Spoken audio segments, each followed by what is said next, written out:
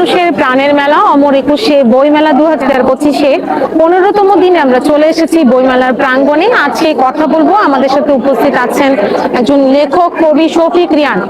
তার নতুন একটি উপন্যাস বের হয়েছে উপকথা প্রকাশনী থেকে। 665 666 স্টলে আমরা কবি এবং লেখক শফিক রিয়ানের কাছে সরাসরি চলে যাচ্ছি।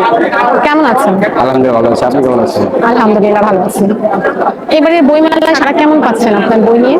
হ্যাঁ, যদিও এবার মেলাটা আমি যেরকম ভাবছিলাম হয়তো বা গেট ন্যাশনাল ক্রাইসিস মুভমেন্ট ছিল, গণঅভ্যুত্থান ঘটছে, করার পর মেলা শুরু হয়েছে। আমার কথা শুধু কম ছিল যেহেতু মেলায় মানুষজন খুব একটা আসবে না। তো আপনি দেখতে পাচ্ছেন আজকে মেলার 15তম দিনে আইসাও আজকে মেলার খুব গত বছর হচ্ছে সারা শব্দ বেশি মন হচ্ছে, পাঠক বেশি, পাঠক বেশি, খুব পড়াশোনা। এটা হচ্ছে আপনার এবারের প্রকাশিত বই বিসর্জন। জি, এটা আপনার কততম বই? এটা আমার ষষ্ঠ বই, চতুর্থ উপন্যাস। চতুর্থ উপন্যাস। আচ্ছা, এর আগে আপনি আর কি কি লিখেছেন? আমি প্রথম লিখেছিলাম 2021 সালে আদালতে চাদর বেন, সেটা উপন্যাস ছিল। 2022 সালে একটা ছিল উপন্যাস মেঘ বিষাদের দিন। 23 সালে ছিল একটা বিধ্বস্ত নক্ষত্র কবিতার বই। আবার একই বছর মাঝামাঝিতে ছিল বিধ্বস্ত নক্ষত্র। আর গত বছর 25 সালে 24 সালে বইমেলায় ছিল বিষাদের ছায়া উপন্যাস। এবার বিসর্জন আসছে। এটা তো মাত্র নতুন এসেছে। এর আগের 5টা বইয়ের মধ্যে আপনার বেস্ট সেলার বই কোনটা? আমি আমার সবচেয়ে ভালো বিক্রি হয়েছে গত বছর যে বইটা উপন্যাস ছিল বিষাদের ছায়া, ওটা মেলা চলাকালীন দ্বিতীয় এডিশন পর্যন্ত মেলায়। লেখালেখির পাশাপাশি আপনি আর কোনো কাজে ব্যস্ত আছেন? কোনো কিছু করছেন? আমি একটা একটা ফেব্রিক বিজনেস করছি, আমার একটা অনলাইন শপ আছে। আমি আর একটা মেয়ে ফ্রেন্ড মিলে চালাই শারীরিক ক্লোথিং যে আইটেমগুলো আমি সেল করি। ব্যবসা এবং লেখালেখি সম্পূর্ণ ভিন্ন ধরনের দুটো পেশা, দুটাকে ব্যালেন্স করেন কিভাবে?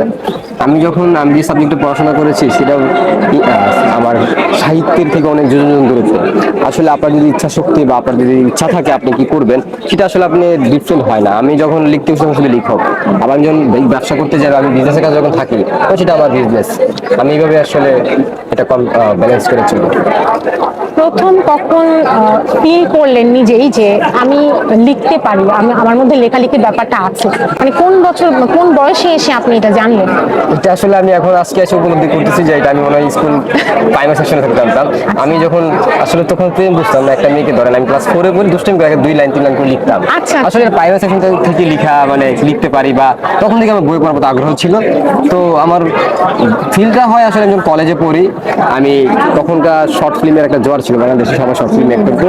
তখন আমি শর্ট ফিল্মের জন্য স্ক্রিপ্ট লিখতাম, আবার যারা আমার সিনিয়র ছিল তার কাছে যেন কারেকশন দিতেন। ওইভাবে আসলে নিজে মনে হয়েছে যে না, লেখালেখি যে করবো বা আমি লিখতে পারি বা আমার যে বই প্রকাশিত হবে সেটা কল্পনা দিচ্ছিলাম। আমি কখন আসলে কল্পনার বাইরে ছিল যে আমি লেখালেখিতে শুরু করবো, আমার বই আসবে। আর আসলেও তবে একটা বই আসবে, আর বই আসবে না। 2021 সালে প্রথম বইটা আপনি পাবলিশ করেছেন। 21 সালের আগে, মানে যেই বইটা আপনার প্রথম বই, সেটা পাণ্ডুলিপি তৈরি হয়েছিল কত বছর আগে? এটা করোনাকালীন সময়, ধরেন করোনার সময় আমি প্রচুর বই পড়তেছিলাম। আসলে বইও শেষ হয়ে গেছে আমার, জমানো খুব একটা বই ছিল না, বইও শেষ হয়ে গেছে। তো আমি হুট করে ভাবলাম কি করা যায়, সবাই তখন বলছিল মানুষ বাঁচবে না।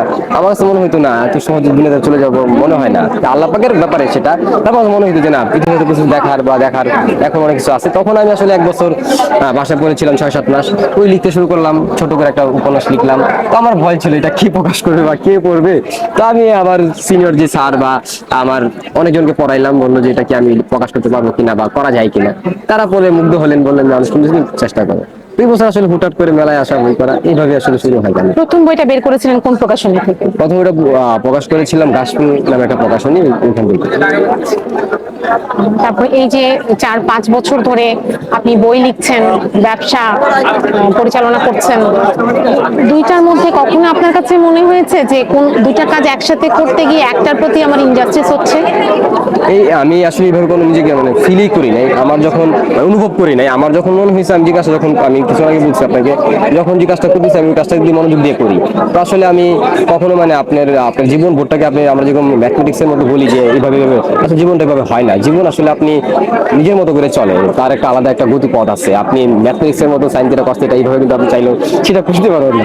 তো আসলে যখন যেটা করি সেটা ওই ওইভাবেই করি, আর কখনো ওইভাবে পরিমাপ করা হয় না যে আমি নিজের প্রতি জাস্টিস করি, মানে আমি কি করছি সেটা আসলে আমার ভালো লাগা থেকে করতেছি, আসলে আমি কোনোটা পেশাগত যে জীবনটা আপনার, সেটাও আপনার ভালো লাগা থেকে আপনি করছেন, আপনি সেটাকেও আপনি ভালোবেসেই করছেন।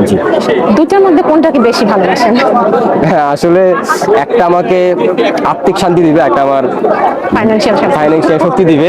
আমি টাকা হইলে আমি খাবার খেতে পারবো না, খেতে পারবো না, আর খাবার না খেতে হলে লিখতে পারবো না। তো আমি আসলে কোনোটাকে বাদ দিতে পারবো না।